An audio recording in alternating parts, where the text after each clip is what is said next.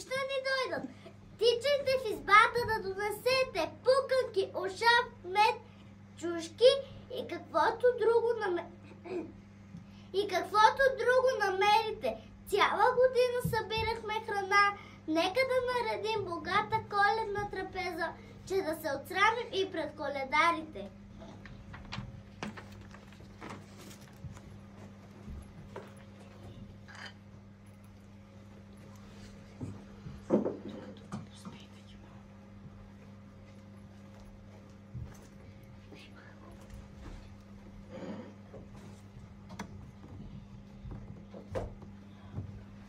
И да знаеш, дъжд тестото по-бързо втасва. Ако се замеси с мълчана и цветна вода... Как така мълчана и цветна? Ами когато я носиш от чешмата до вкъщи, не трябва да говориш с никого по пътя си, дори някой да те заприказва, трябва да мълчиш, а цветната като я донесеш вкъщи, да я преминеш пред китка здраво. Затова ли Радка комшийката вчера ме срещна и нищо не ми продума? Аз я заговорих, а тя държи си стомната и мълчи. Помислих, че нещо ми е сърдита, а тя мълчана вода е носила. Мамо, каква е тази топка върху питата? Това дъжд е моя слънце. То означава светлина, топлина, плодородие. Без слънце нищо никога не зрее. Там, където има слънце, болестите бягат. Така ми казваше моята баба, така ти казвам и аз. Ти знаеш ли, Пенке, как се наричат трите пити, дето се пекат на Коледа? Мамо, знам, нарича се Боговица, Боговесен и Харман. Браво, дъща, малка си ми, но много знаеш.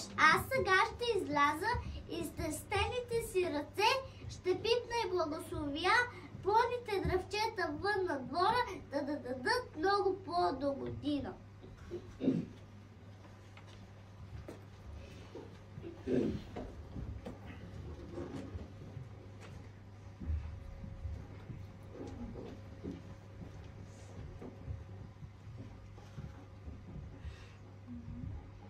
Мамо, знам стихче за Коледа, нека ти го кажа. Божиш, Боговица на полица, врина огън кървавица, ще се роди Боже чедо, ой коледо, мой коледо, ще разчупи по комарче на дечица, ще се роди Боже чедо, ой коледо, мой коледо. Браво на мама, умното чедо! Мамо, татко и братята ни се връщат.